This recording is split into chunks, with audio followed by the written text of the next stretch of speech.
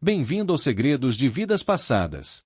Um espaço onde o tempo não termina nesta vida. E onde a alma tem memória. Aqui, nós falamos sobre experiências que atravessam existências. Sobre dores que não começaram agora. E sobre encontros, sentimentos e desafios. Que carregam marcas de outras jornadas espirituais. Nem tudo o que você sente nasceu neste corpo. Nem tudo o que você vive é acaso. Se você já sentiu que existe algo além do que os olhos veem, além do que te contaram, então este canal é para você. Na terceira madrugada depois do enterro, Antônio acordou com a certeza incômoda de que alguém puxava de leve a barra do cobertor. O frio veio junto, um frio que não era do tempo, parecia nascer das tábuas da casa. Ele abriu os olhos, e por um segundo curto demais para ser inventado e longo demais para ser ignorado, viu 3 silhuetas pequenas ao pé da cama, imóveis, como crianças esperando permissão para falar. Quando piscou, o quarto voltou a ser só quarto. Só que o cheiro de terra molhada continuou preso nas narinas dele, pesado, como se alguém tivesse acabado de entrar pela janela. Se você já sentiu aquele arrepio que não é vento, fica comigo. E já aproveita agora. Confere se você está inscrito no canal e deixa seu like, porque isso ajuda demais a manter essas histórias no ar e a trazer outras ainda mais intensas, misturando a assombração e a visão espírita kardecista. A Fazenda Carvalho ficava longe da cidade, cercada por campos verdes e um horizonte que dava a sensação de mundo grande. Era antiga, passada de pai para filho. Antônio e Beatriz defendiam aquele lugar como se defendessem o próprio sobrenome. Tinham 3 filhos: Lucas, responsável cedo demais, Mariana, delicada e apaixonada por flores, e Pedro, o caçula que fazia da casa um parque de risadas. A rotina era simples, quase perfeita, até que a tragédia chegou sem pedir licença. Primeiro foi Pedro, febre alta e um cansaço que não combinava com ele. Depois Mariana, pálida, quieta, como se a alegria tivesse virado peso. Por fim Lucas, que ainda tentou resistir, mas caiu com os mesmos sintomas. Antônio correu atrás de médico e remédio na cidade, mas o que mais assustava era um detalhe: a febre sempre piorava no mesmo horário, na virada da noite, como se obedecesse a um relógio. E, justamente nesses momentos, os cães rosnavam para o corredor dos quartos sem avançar, como se o vazio tivesse dentes. Em menos de um mês, a casa perdeu as 3 vozes. Pedro foi o primeiro a partir. Beatriz jurou que, no instante em que o corpinho dele relaxou, uma sombra atravessou a parede, rápida, como se algo tivesse saído correndo do quarto. Mariana veio depois, e o perfume das flores que ela amava sumiu do jardim, mas não das madrugadas. Lucas, por fim, fechou os olhos e deixou uma sensação estranha no ar, como se a casa tivesse prendido a respiração junto com ele. O luto transformou a fazenda num lugar de silêncio pesado. Brinquedos ficaram onde estavam. A cadeira de Pedro permaneceu vazia. Beatriz, como quem tenta segurar o mundo com as mãos, continuou dobrando roupas pequenas. Antônio se escondia no trabalho e nos campos, mas à noite, sempre ela, voltava com um tipo de presença que não combinava com saudade. No começo foram sons. Passos leves correndo pelo corredor, do jeitinho que acontecia antes. Uma risada curta ao longe. Beatriz pensou que era a mente dela, tentando sobreviver. Antônio chamou de Vento. Só que Vento não abre um baú, tira de dentro a boneca de Mariana e a deixa sentada na mesa da cozinha, alinhada, olhando para a porta. Vento não coloca o cavalinho de Pedro perto da cama do casal.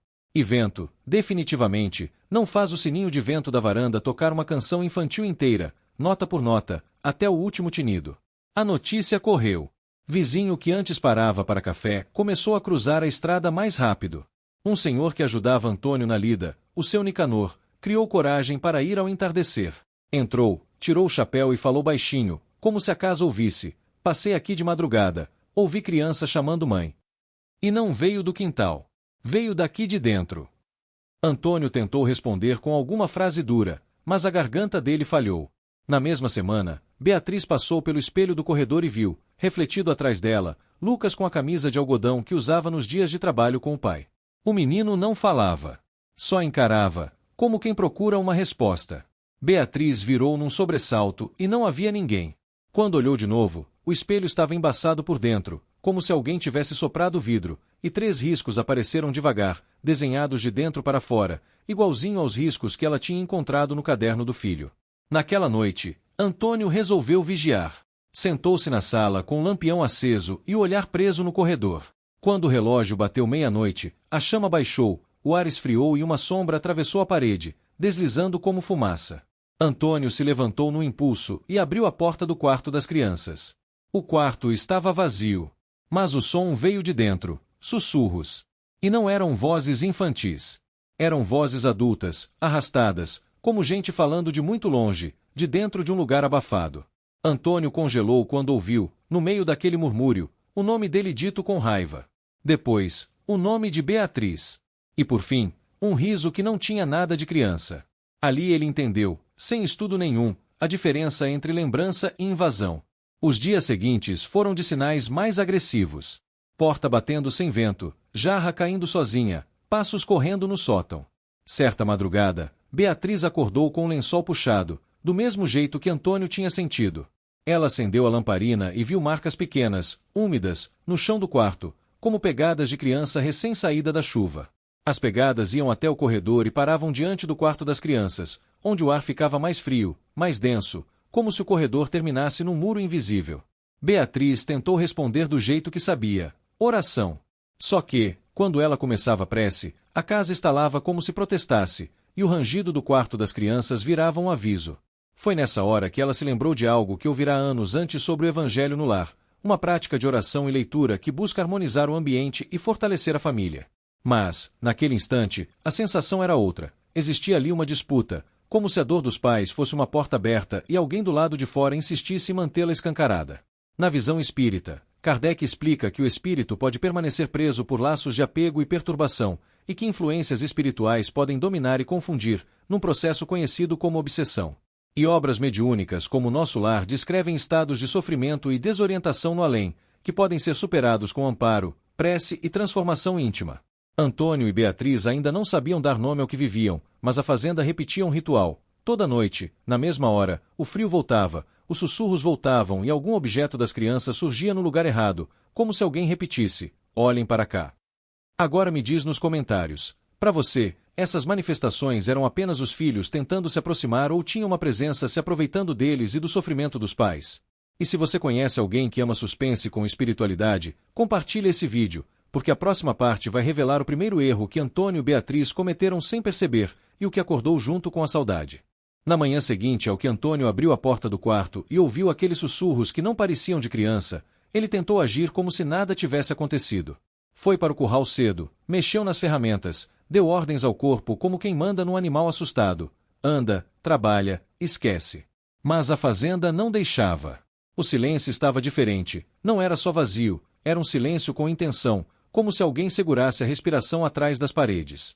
Beatriz, por sua vez, começou a perceber um detalhe que a deixou mais apavorada do que qualquer porta batendo. As manifestações não vinham apenas com saudade. Vinham com um tipo de pressão, como se algo tentasse conduzir a dor dela para um lugar mais fundo, mais sombrio.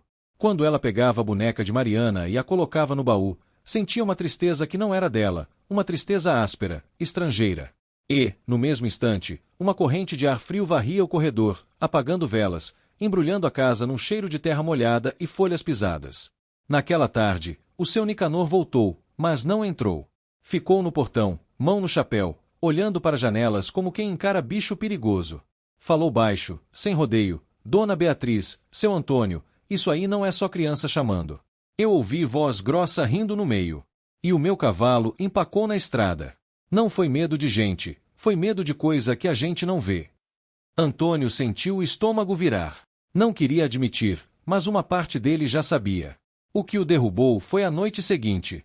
Choveu de novo, uma chuva miúda e persistente.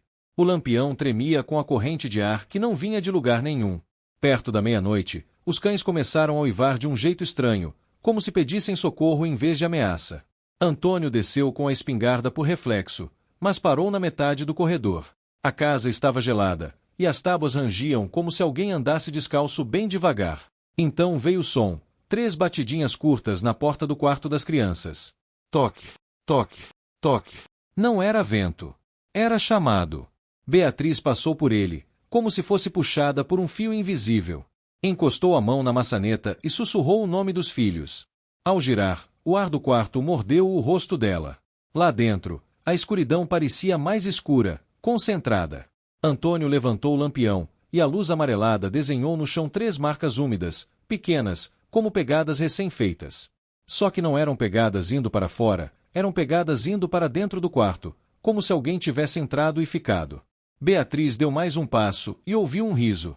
O riso começou fino, quase infantil, e de repente, engrossou. Virou um som que não combinava com criança nenhuma. E, no mesmo instante, a boneca de Mariana caiu do alto do guarda-roupa e rolou até os pés dela, parando de frente, com o rostinho virado para a porta como se observasse os dois. Antônio recuou. A garganta dele secou. A primeira vontade foi gritar, mas o som não saía. E foi aí que Beatriz sentiu, pela primeira vez, um pensamento que não era dela atravessar a mente como uma frase pronta. Vocês falharam. Vocês deixaram. Ela cambaleou. A culpa veio como onda. A casa estalou. O lampião quase apagou. Antônio segurou o braço dela com força, e o toque pareceu quebrar o transe. Beatriz respirou fundo e, tremendo, começou a fazer uma oração simples, do jeito que lembrava da infância. Assim que ela falou as primeiras palavras, o quarto reagiu como se fosse um bicho irritado. A porta bateu sozinha, os vidros vibraram, e o mesmo riso grosso voltou, agora misturado a um sussurro cheio de veneno, repetindo a palavra culpa como se quisesse fincar aquilo no coração dela. Na madrugada, quando tudo acalmou, Antônio entendeu que não dava mais para fingir. Ele e Beatriz estavam lidando com algo que tinha duas camadas. A primeira era a presença dos filhos, sim, uma presença que às vezes trazia sinais delicados, como perfume de flores e objetos infantis mudando de lugar. Mas existia uma segunda camada, mais pesada, mais agressiva, que se aproveitava da dor como quem se aproveita de uma porta destrancada. Foi então que Beatriz lembrou de um conhecido antigo, o Sr. Álvaro, homem discreto que frequentava o centro espírita da cidade e sempre falava com respeito sobre o mundo invisível. Antônio não queria. O orgulho dele ainda esperneava. Mas naquela mesma manhã, quando foi ao celeiro e viu, gravado na poeira do chão, 3 nomes escritos com letras tortas e uma quarta palavra ao lado, venham, ele não discutiu mais. O medo, naquele ponto, já tinha virado necessidade de resposta. O Sr. Álvaro chegou no fim da tarde, trazendo apenas uma Bíblia, um exemplar de um livro espírita surrado e uma calma que parecia não ter pressa. Ele não entrou falando alto. Ficou na sala, olhando para casa como quem escuta uma música que ninguém mais ouve. Pediu água, agradeceu e disse algo que fez Beatriz chorar na hora. Eu sinto as crianças aqui. Mas eu também sinto uma perturbação, como se alguém estivesse tentando confundir vocês. Antônio perguntou, quase cuspindo as palavras. Então é verdade? Eles estão presos aqui? Álvaro explicou com cuidado, no tom de quem não quer assustar mais do que já está. Nem todo espírito se desprende com clareza logo após uma desencarnação, especialmente quando a dor, apego e desespero dos que ficam. E, em certos casos, espíritos sofridos ou obsessores se aproximam, atraídos pelo desespero, tentando ampliar culpa, medo e desequilíbrio. Beatriz sentiu o chão sumir. Antônio fechou os punhos. Aquilo encaixava com precisão cruel no que eles estavam vivendo. Álvaro pediu uma coisa simples. Naquela noite, faria uma prece e uma leitura curta, ali mesmo, na mesa da cozinha. Nada de invocar, nada de chamar, nada de provar fenômeno. Era para elevar o pensamento, pedir amparo e oferecer luz. Ele avisou, quando a gente acende luz por dentro, quem gosta de sombra se irrita. E se irritou. Quando o relógio se aproximou da meia-noite e Álvaro abriu o livro, a temperatura despencou. A chama da vela baixou, alongou, quase azul. Um cheiro forte de fumaça invadiu o ambiente, mesmo sem nada queimando.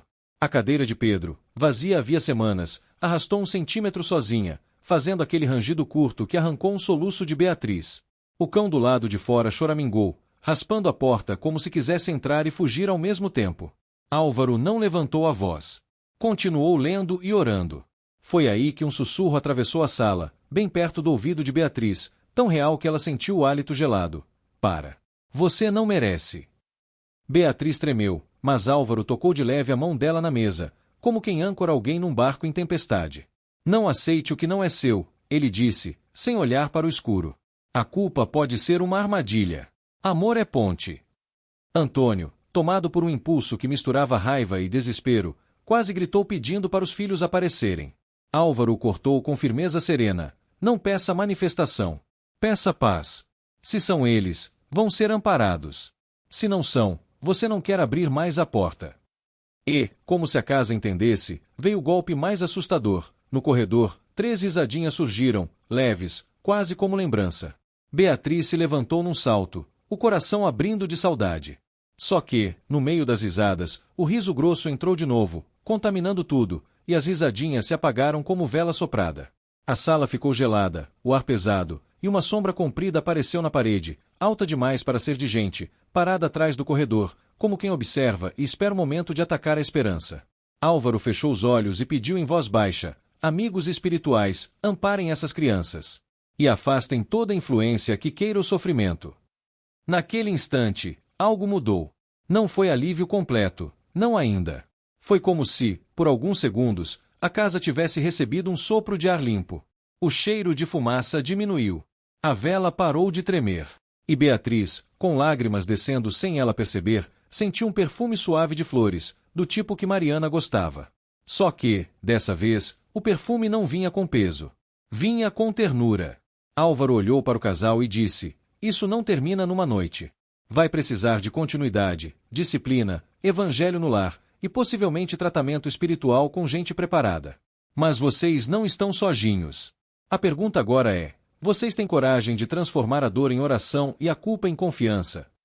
E é aqui que eu quero saber de você. Qual foi o sinal mais assustador até agora? As pegadas molhadas, o riso que mudou, ou o sussurro no ouvido da Beatriz? Escreve nos comentários, porque eu leio tudo e isso ajuda a continuar a história com a intensidade certa. Se essa parte te prendeu, manda esse vídeo para aquela pessoa que diz eu não acredito nisso, só para ver a reação dela. Álvaro foi embora quando o céu já estava ficando violeta, mas deixou na casa uma coisa que Antônio não via havia semanas: direção. Não era coragem ainda, era só um trilho fino no meio do mato fechado. Antes de sair, ele falou que o problema não era ter fantasma, como o povo dizia na cidade. O problema era ter dor aberta, culpa fermentando, e uma presença aproveitando isso como quem aproveita a luz acesa na janela. Beatriz ouviu a frase e sentiu uma pontada estranha, como se alguém, lá do corredor, tivesse se irritado com aquela clareza. Naquela noite, em vez de dormir, Antônio e Beatriz ficaram na cozinha, em silêncio, como dois náufragos esperando um sinal de terra. O relógio avançou e, quando chegou perto da meia-noite, o frio começou a se levantar do chão, devagar, como se uma névoa invisível se espalhasse entre as pernas da mesa. O lampião baixou a chama. A casa estalou. E então veio o primeiro teste, cruel e inteligente, o som de Pedro rindo. Não foi um riso distante. Foi ali, dentro, como se ele estivesse escondido atrás da porta, prestes a pular e gritar: peguei. Beatriz levou a mão à boca para não chorar alto. Antônio ficou de pé no impulso, os olhos indo direto para o corredor. A risada virou passinhos. Passinhos correndo. E parou no quarto das crianças. Beatriz começou a andar, hipnotizada pela saudade. Antônio segurou o braço dela. Nesse segundo, o riso mudou. Ficou mais abafado. Mais áspero. E veio junto um sussurro que não tinha nada de infantil, roçando a nuca de Beatriz como vento gelado. Vai. Vai ver. Ela tremia, mas agora não era só emoção. Era como se uma vontade que não era dela empurrasse o corpo. Antônio puxou com mais força e disse, pela primeira vez, sem vergonha: em nome de Deus, para. A palavra Deus pareceu bater na casa como um sino. O corredor estalou. Uma porta bateu com violência, e os cães lá fora uivaram como se alguém tivesse passado correndo por eles. Antônio trancou a porta do quarto das crianças. Não por medo dos filhos. Por medo do que usava a imagem deles. No dia seguinte, eles foram à cidade, e isso já era um milagre, porque a fazenda tinha virado um imã de pavor. No centro espírita indicado por Álvaro, ninguém fez teatro, ninguém prometeu espetáculo. A recepção foi simples. Uma senhora de cabelos brancos, voz calma, ouviu tudo sem interromper, como quem já tinha visto aquele tipo de dor muitas vezes. Quando Beatriz descreveu o riso que mudava e os pensamentos de culpa que entravam como faca, a senhora não se surpreendeu. Só disse: a dor chama. E nem todo mundo que vem atende por amor. Antônio quis saber, de cara, se eram os filhos. A senhora respondeu com cuidado, do jeito kardecista: pode haver aproximação dos espíritos familiares, sim, principalmente quando existe laço forte e muita perturbação, mas os espíritos elevados não vêm para torturar nem para ampliar desespero. E quando há agressividade, manipulação, frases prontas que esmagam a alma, é sinal de influência inferior misturada no ambiente. Não é punição divina. É sintonia. E sintonia se educa. Eles passaram por um atendimento fraterno, receberam orientação para fazerem o evangelho no lar com regularidade, com prece simples, leitura curta, sem chamar fenômeno, sem pedir prova, sem abrir conversa direta com o invisível. E, mais do que isso, pediram para Antônio e Beatriz irem a uma reunião de passes e vibrações, como um banho de equilíbrio. Antônio, que sempre achou aquilo coisa de gente impressionável, entrou calado e saiu ainda mais calado, mas com um tipo de alívio que ele não conseguia explicar. Beatriz saiu chorando, não de desespero, mas de cansaço, como se alguém tivesse, por alguns minutos, segurado o peso no lugar dela. Só que a fazenda não era uma sala iluminada na cidade. A fazenda tinha história, e a história estava acordando. Na volta, já perto do entardecer, Antônio percebeu um detalhe no caminho. O cavalo empacou de novo na mesma curva, onde o mato parecia sempre mais escuro. O animal não avançava. Bufava, batia o casco, virava a cabeça para o lado do velho carvalho enorme que dava nome à propriedade. Beatriz, sem entender porquê, sentiu o coração acelerar ali. Um frio fino subiu pela espinha, e ela teve uma imagem súbita, como um pensamento que não nasceu nela. 3 crianças paradas perto de um poço antigo, mãos dadas, olhando para baixo. Ela apertou o braço de Antônio. Não para aqui, pediu. Antônio puxou as rédeas e forçou a passagem. O cavalo avançou, mas o ar pareceu pesar quando eles passaram ao lado do carvalho. Beatriz jurou ter visto, entre os galhos, um rosto pálido, comprido demais para ser sombra de folha. Um rosto que não olhava para eles com saudade, e sim com cobrança. Naquela noite, seguindo a orientação do centro, eles organizaram a mesa da cozinha, colocaram um copo com água, acenderam uma vela pequena e fizeram uma prece simples. Antônio leu um trecho sobre esperança. Beatriz tentou manter a voz firme. No início, nada aconteceu, e isso já parecia estranho, como se a casa estivesse fingindo calma. Mas quando Antônio terminou, o corredor suspirou, um som comprido, quase humano, e a temperatura caiu como se alguém tivesse aberto uma porta para o inverno escondido. A vela tremulou. A água do copo criou uma onda sozinha. Então, bem devagar, como se a casa estivesse montando um teatro de paciência, uma bolinha de gude rolou do corredor para dentro da cozinha. Era a bolinha de Pedro. Ela parou exatamente no meio do chão, e ficou ali, brilhando no reflexo fraco da chama, como um convite. Beatriz engoliu o choro. Antônio sentiu a garganta apertar. Os dois olharam para a bolinha como se olhassem para o próprio passado tentando voltar. E foi nesse segundo de fraqueza que a coisa atacou. Uma gargalhada baixa, grossa, que não vinha de lugar nenhum, explodiu por trás da parede do quarto das crianças. A bolinha girou sozinha, como se alguém a tivesse tocado com um dedo invisível. E uma voz arrastada, cheia de ironia, falou no corredor: "Agora vocês rezam." Beatriz tentou responder com outra prece, mas as palavras embolaram. A culpa veio como mão apertando o peito. Antônio viu, pelo canto do olho, uma sombra alta se formando no fim do corredor, alongada, grudada na escuridão como tinta. E, ao lado dessa sombra, 3 pontos de luz fraca apareceram, baixos, no nível de crianças, piscando como vagalumes tristes. Beatriz não aguentou e levantou, indo na direção do corredor. Antônio tentou segurar, mas ela parecia puxada. O ar ficou denso, e o cheiro de flores apareceu, forte, quase doce demais, como perfume derramado, e isso doeu, era o cheiro de Mariana. Só que vinha com frio por baixo, um frio ruim, de armadilha. No momento em que Beatriz deu 2 passos, a porta da cozinha bateu sozinha atrás deles, trancando. Antônio correu e girou a maçaneta, e ela não cedeu. Então, vindo do quintal, do lado de fora, surgiu o som mais perigoso de todos, a voz de Lucas chamando o pai, clara, perfeita, com aquele tom exato de quando ele precisava de ajuda com os animais. Antônio empalideceu. O instinto de pai gritou mais alto que qualquer razão. Ele bateu na porta, tentou abrir, e a voz chamou de novo, mais urgente. Beatriz começou a chorar, porque aquilo era a isca mais cruel que alguém poderia usar. E, no meio do pânico, Álvaro estava certo. Quando a luz interna acende, quem ama a sombra se irrita e tenta apagar do jeito que consegue. A vela apagou de uma vez. A cozinha mergulhou numa escuridão total por um segundo. E nesse único segundo, Beatriz sentiu uma mão fria, pequena, tocar a dela. Não apertou. Só encostou, como um pedido. Ela sussurrou meu filho, e ouviu, bem baixinho, uma voz infantil verdadeira, quase sem força. Mamãe, não é ele. A frase caiu como pedra. Antônio parou de bater na porta. O som da voz de Lucas do lado de fora mudou, desafinou, ficou rouco, e virou aquele riso grosso de novo, como se alguém tivesse perdido a paciência com a própria máscara. Quando a chama voltou, sozinha, como se alguém invisível tivesse reacendido, a porta da cozinha finalmente abriu com facilidade. Mas do lado de fora não havia ninguém. Só o quintal molhado, a noite pesada, e marcas de pés pequenos indo na direção do poço antigo.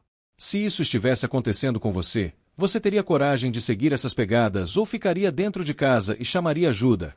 Conta pra mim nos comentários o que você faria, porque a parte 4 vai para um lugar bem mais perigoso, e eu quero ver se a sua decisão bate com a do Antônio.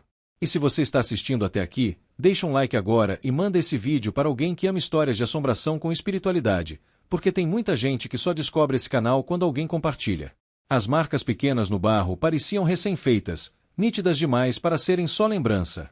Antônio ficou alguns segundos olhando para elas, parado no quintal, como quem encara uma estrada que não queria existir. Beatriz estava pálida, mas havia algo novo nela. Um instinto de mãe que, mesmo ferido, ainda sabia reconhecer quando um pedido vinha de verdade e quando era armadilha. O problema era que as duas coisas, naquela fazenda, andavam coladas como sombra no calcanhar. Antônio pegou um lampião maior, amarrou a capa de chuva no corpo e fez um sinal para Beatriz ficar para trás. Ela não obedeceu. Veio junto, segurando o terço com força, e sussurrando uma prece curta, repetida, como se cada palavra fosse um degrau para não despencar. Os cães, que normalmente acompanhariam qualquer passo do dono, ficaram na varanda, choramingando e se recusando a avançar. Aquilo, por si só, já era um aviso.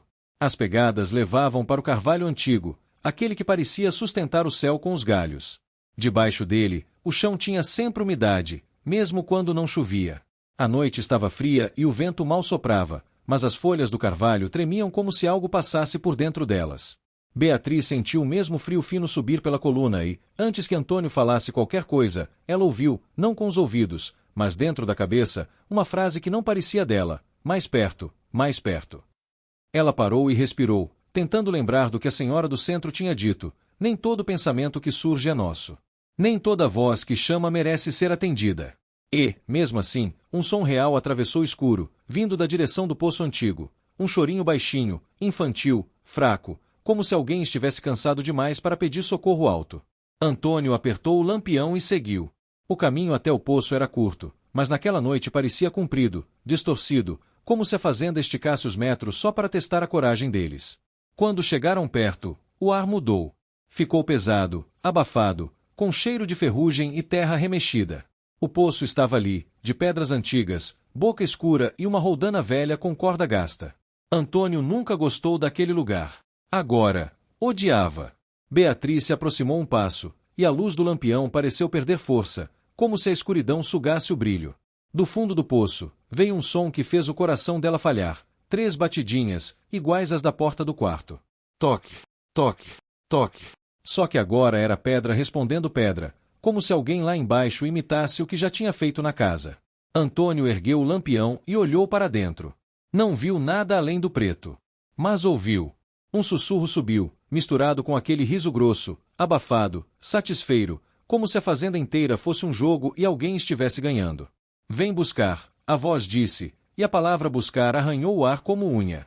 Beatriz sentiu as pernas fraquejarem. Foi quando, bem ao lado dela, uma mão pequena encostou de novo, leve como pluma. Não apertou. Não puxou. Só tocou. Ela virou rápido o rosto e, por um instante que não durou o suficiente para ser abraçado nem curto bastante para ser negado, ela viu Mariana. Não era um corpo como o de antes. Era uma forma suave, quase translúcida, olhos enormes e assustados, como criança perdida em lugar errado. Mariana não sorriu. Só olhou para o poço e balançou a cabeça, negando com urgência. E então desapareceu, como se alguém tivesse apagado uma vela. Antônio também viu algo. Um reflexo no vidro do lampião, onde deveria estar só o brilho da chama. Ali, atrás deles, muito alto, havia uma figura comprida, escura, parecida com gente e ao mesmo tempo errada, como se as proporções fossem de pesadelo. Ela não tocava o chão. Pairava. E quando Antônio se virou para encarar, não encontrou nada além da noite. Mas o cheiro de fumaça voltou, e o riso grosso fez um círculo no ar, rodeando os dois. Beatriz caiu de joelhos, e pela primeira vez, falou alto, com coragem tremida: em nome de Jesus, eu não aceito. A frase saiu como um corte. O vento que não existia soprou, fazendo o carvalho estalar. As folhas chacoalharam com raiva. E do fundo do poço veio um gemido, seguido por uma voz infantil verdadeira, fraca, como se estivesse sufocada por algo maior: Pai. Antônio deu um passo para frente por instinto, e Beatriz agarrou a manga dele com força. Não é ele, ela disse, repetindo a mesma frase que tinha ouvido antes, agora como certeza. Não vai. Não vai. A roldana do poço girou sozinha. A corda desceu alguns centímetros, rangendo, como se mãos invisíveis estivessem puxando. Antônio sentiu um arrepio de pavor subir pelos braços, porque aquilo não era só manifestação. Era convite. Era armadilha com voz de filho. Ele recuou, respirou com dificuldade e fez uma coisa que nunca imaginou fazer. Em vez de desafiar, ele pediu ajuda. Ali, no escuro, com o coração esmagado, Antônio juntou as mãos e falou, do jeito dele, simples e bruto: se tem alguém de luz aqui, protege meus meninos. E protege a minha mulher. No mesmo instante, o ar pareceu abrir um corredor invisível, como se a noite criasse espaço para uma presença diferente. O cheiro de flores voltou, mas dessa vez veio limpo, sem o fundo de frio ruim. A roldana parou. O riso grosso falhou, como um rádio perdendo o sinal. E, bem acima do poço, 3 pontinhos de luz apareceram de novo, baixos, piscando como vagalumes tristes, mas agora afastando-se do buraco, devagar, como crianças sendo conduzidas para trás. Só que a sombra alta não desistiu. Ela se moveu de um lado para o outro, como se procurasse um ângulo para alcançar Beatriz. A sensação de culpa voltou tentando entrar nela como faca. Você deixou. Você falhou. Você... Beatriz fechou os olhos, respirou e respondeu em voz baixa, firme: eu amei. Eu amo. E eu vou aprender a soltar sem abandonar. A sombra estremeceu, como se tivesse sido queimada por aquela frase. O carvalho rangiu, a noite ficou ainda mais fria por 2 segundos, e então, silêncio. Um silêncio estranho, atento, como se a fazenda estivesse planejando o próximo golpe. Antônio e Beatriz voltaram para casa sem correr, mas com passos rápidos, o lampião sempre apontado para frente, como quem atravessa um corredor de inimigo. Quando encontraram a sala exatamente como tinham deixado. Só havia uma diferença. Na mesa, ao lado do copo com água, estava o caderno de Lucas, aberto, e numa página havia um desenho torto, feito como por mão nervosa. Era o poço, o carvalho e 3 crianças de mãos dadas. E, atrás delas, um risco grande, escuro, sem rosto. Embaixo, uma palavra escrita com letras pesadas: até quando? Beatriz não aguentou e chorou, mas não era só medo. Era entendimento. A fazenda tinha um foco. O poço era uma boca de vibração antiga, um ponto onde a dor e a influência pesada tinham se agarrado como lodo em pedra. Não bastava rezar uma noite e esperar. Eles precisavam de auxílio contínuo, de disciplina espiritual e de gente preparada, porque ali havia algo tentando manter o sofrimento como corrente, usando a imagem dos filhos como isca. Na manhã seguinte, Antônio foi até a cidade cedo e voltou com Álvaro e mais 2 pessoas do centro, discretas, serenas, com aquela firmeza que não briga com o escuro, apenas acende luz. Disseram que fariam uma reunião de vibrações na casa e, depois, uma prece específica perto do poço, sem desafio, sem conversa com a sombra, apenas pedindo socorro espiritual para as crianças e para qualquer espírito sofredor ligado ao lugar. Álvaro avisou: quando a gente mexe nessa sintonia, a resistência costuma aumentar antes de ceder. Hoje à noite, a fazenda vai tentar assustar vocês mais do que nunca. Não porque é mais forte. Porque está com medo de perder a presa. E, naquele mesmo fim de tarde, enquanto o sol descia, Beatriz viu, pela janela, 3 figuras pequenas no campo, de costas, olhando para o carvalho. Ela correu para a porta, o coração disparado, e as figuras sumiram.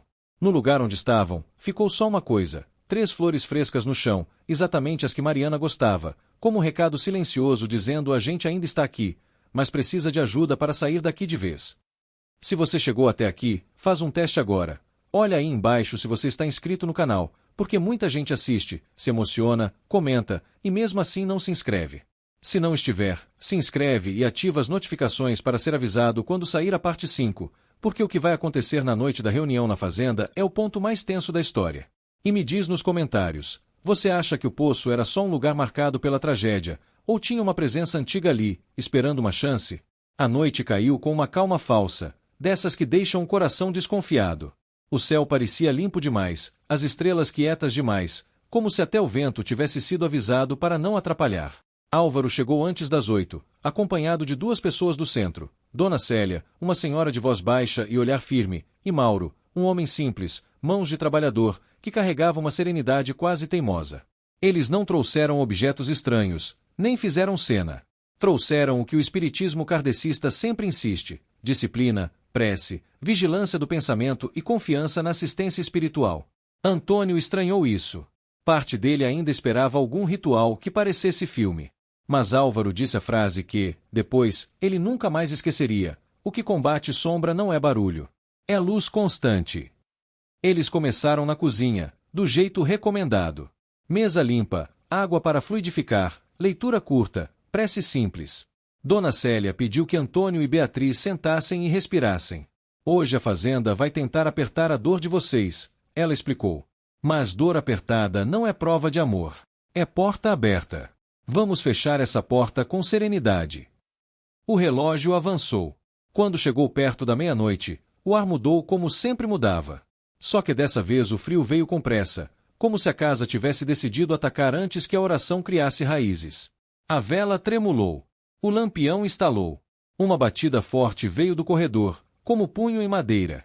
Beatriz se sobressaltou, e Álvaro falou baixo: não responde. Não chama. Só ora. Mauro começou a prece com voz firme, tranquila. No começo, os ruídos tentaram imitar o cotidiano. Passos pequenos correndo, uma risada de Pedro, o som de páginas virando como se Lucas folheasse um caderno. Beatriz chorou em silêncio, mas desta vez ela não se levantou. Ficou. Segurou a saudade com as duas mãos por dentro. Então a casa mudou de estratégia. O som de Lucas chamando o pai veio de novo, só que agora mais perto, quase dentro da sala. Antônio sentiu o corpo inteiro reagir, como se o coração fosse puxado por corda. A voz repetiu, e no meio dela entrou aquele riso grosso, contaminando a fala, distorcendo o timbre, como se alguém estivesse usando a palavra pai como faca. Antônio fechou os olhos com força. E, num esforço que doeu mais do que qualquer trabalho na roça, ele não levantou. Ele fez o contrário do instinto, respirou e disse em voz baixa, como quem promete: meu filho, se você me ama, vai para a luz. Eu não vou te prender na minha dor. A frase foi como se alguém tivesse jogado sal em ferida de sombra. O corredor estalou com violência. Uma porta bateu tão forte que a madeira gemeu. A vela quase apagou. E uma pressão pesada, invisível, pareceu empurrar o peito de Beatriz, tentando fazê-la dobrar, como se o ambiente inteiro quisesse arrancar dela um grito. Dona Célia, sem se alterar, começou a falar em tom de orientação, como se conversasse com uma criança assustada, mas mirando algo que ninguém via. Aos espíritos sofredores aqui presentes, pedimos misericórdia e auxílio. Ninguém é condenado. Ninguém é esquecido. A casa de Deus não abandona seus filhos. No instante em que ela disse ninguém é condenado, o frio ficou cortante e uma sombra alongada apareceu no fim do corredor, projetada na parede, alta demais. Não tinha rosto, mas tinha intenção. A sombra parecia olhar para Beatriz. E, dentro da cabeça dela, veio a frase que sempre aparecia: você falhou. Beatriz apertou o terço até sentir dor na mão, e respondeu, pela primeira vez com uma firmeza que não vinha de orgulho, vinha de cura: eu fiz o que pude. E eu escolho confiar. A sombra tremeu. Não sumiu, mas recuou um palmo, como bicho contrariado. Foi aí que o fenômeno mais delicado aconteceu. Um perfume suave de flores invadiu a cozinha, mas sem aquele fundo de armadilha. Era limpo, sereno, como brisa de jardim depois de chuva. Beatriz sentiu as lágrimas correrem sem desespero. E, bem perto dela, como se o ar ganhasse corpo por um segundo, ela ouviu uma voz infantil verdadeira, baixinha, quase um sopro. Mamãe, a gente tá aqui. A cozinha inteira ficou em silêncio, até os estalos pararam, como se a própria fazenda tivesse prendido o fôlego. Antônio abriu os olhos devagar. Viu, no reflexo do vidro do copo de água, 3 pontinhos de luz se aproximando da mesa. Não eram corpos como antes. Eram presenças, vibrações, algo que tocava a alma sem precisar de matéria. Mauro começou a chorar, mas continuou orando. Álvaro, com a voz embargada, pediu: amigos espirituais, conduzam essas crianças. Ajudem-nas a se desprender do ambiente e a encontrar amparo. Nesse momento, o ataque veio como o último golpe de desespero. O corredor escureceu de repente, como se uma fumaça invisível tomasse o espaço. A sombra alta avançou, não como quem anda, mas como quem desliza. A sensação foi de um peso esmagador tentando cair sobre Beatriz, tentando fazê-la desmaiar de culpa e medo. A vela apagou. O lampião diminuiu quase a nada. E a gargalhada grossa surgiu, forte, irritada, como se estivesse perdendo o controle. Só que junto com essa gargalhada veio outra coisa, um silêncio firme, protetor, como se uma presença maior tivesse entrado na casa sem fazer barulho, e só a sombra percebeu. Dona Célia falou uma frase simples, que parecia bater na escuridão como um martelo de luz: aqui não é lugar de domínio. Aqui é lugar de aprendizado. E o amor não é prisão. A sombra estremeceu violentamente. E então aconteceu algo que Antônio nunca tinha testemunhado. Não foi uma luta com gritos, foi um apagamento progressivo, como quando se abre uma janela e a fumaça sai. A gargalhada falhou. A pressão no peito diminuiu. A temperatura começou a subir lentamente, como se o frio estivesse indo embora contrariado. E, no corredor, por um instante curto e perfeito, apareceram 3 formas infantis, suaves, com os traços mais nítidos do que nos sonhos, mas sem aquela aparência assustadora de antes. Lucas estava à frente, como sempre foi. Mariana segurava uma flor. Pedro tinha um sorriso que parecia pequeno demais para tanta dor. Eles não pareceram perdidos. Pareceram aliviados. Beatriz soluçou o nome de cada um, mas não correu. Ela ficou. Porque, finalmente, entendeu que amar não era agarrar. Antônio levantou devagar, com lágrimas que ele nem sabia que ainda tinha, e disse, olhando para onde sentia os filhos: perdoem o pai. Eu quis segurar vocês aqui porque eu não aguentava, mas eu amo mais do que eu sofro. Vão. As 3 presenças sorriram com uma paz que não cabia na lógica. Mariana levantou a flor, e o perfume se espalhou pela sala como despedida. Pedro fez um gesto pequeno, como se estivesse indo brincar do outro lado da luz. Lucas olhou firme para Antônio, como quem diz eu entendi, e os 3 começaram a se afastar, não pelo corredor, mas como se subissem por dentro do ar, atraídos por algo que a casa não podia impedir. No mesmo instante, do lado de fora, perto do carvalho e do poço, um vento leve passou, e a fazenda inteira pareceu respirar. Não foi espetáculo. Foi libertação. Quando tudo terminou, a cozinha estava morna. A vela voltou a acender sem tremer. Os cães, pela primeira vez em semanas, entraram e deitaram perto dos pés de Beatriz, tranquilos. Álvaro pediu que ninguém fosse ao poço naquela hora. Hoje já foi um passo imenso. Agora é manter a casa em oração e vigilância, ele disse. O ambiente vai se reorganizar. Nas semanas seguintes, a fazenda foi mudando. Não virou feliz de um dia para o outro, porque saudade não tem botão. Mas o peso diminuiu. Não houve mais gargalhada grossa. Não houve mais frases de culpa entrando na cabeça de Beatriz. O quarto das crianças passou a ser triste, sim, porém não sufocante. Às vezes, no fim da tarde, Beatriz sentia o perfume de flores, e dessa vez vinha com ternura, não com medo. Antônio voltou a plantar, e cada semente parecia um jeito de dizer eu continuo. O poço foi fechado e cercado, não por pavor, mas por prudência. E, em uma manhã tranquila, Beatriz encontrou 3 flores frescas na mesa. Não como armadilha. Como abraço. Ela não chorou de desespero. Chorou como quem finalmente consegue respirar depois de muito tempo embaixo d'água. Agora eu quero te pedir uma coisa bem direta. Se essa história te arrepiou e te tocou de verdade, comenta aqui qual foi a cena mais forte para você, porque eu adoro ler as teorias e as emoções de quem acompanha. E se você conhece alguém que vive dizendo isso é invenção, manda esse vídeo para essa pessoa e depois volta aqui para me contar a reação. E claro, deixa seu like, porque ele é o sinal para o YouTube entender que vale a pena mostrar esse tipo de narrativa para mais gente.